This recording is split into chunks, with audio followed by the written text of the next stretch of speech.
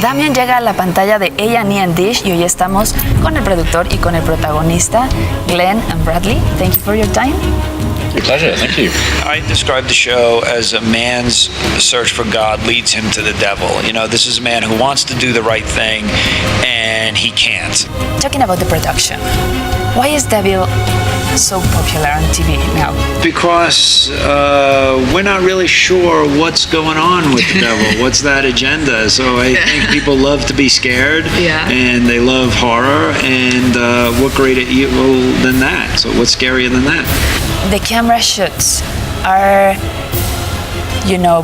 through windows, through clothes. You are the only person to ever ask that. That's because we want to create a sense of paranoia, a sense of conspiracy. We never know who's watching Damien. It could be the devil watching, could be somebody else, and it's become part of the language of the show.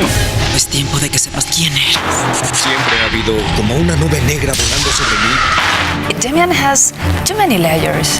What's a challenge for you? It's just a little bit harder for him, or it becomes increasingly harder, not just to give in to the temptation of it or the ease of it, because the pressure that builds around him is so much more extreme than it is for anybody else, because he's essentially the Antichrist.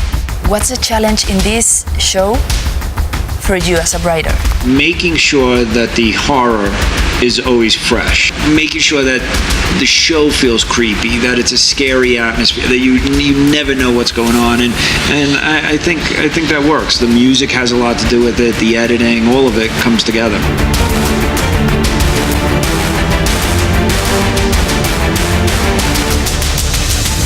When we begin the story, we use the original film, the 1976 film, as flashbacks. These are Damien's memories that he's repressed, that he's buried. They're coming up. They're a fresh wound, and now he has to deal with it. I think he's been running his whole life from those tragic events of his parents' death and the other deaths around him, and now he's forced to finally confront them. And we used the film in a surprising way. Damien moves from being the victim of his own horror film to becoming the horror, and that's quite a journey. So, hi, Dish Mexico friends.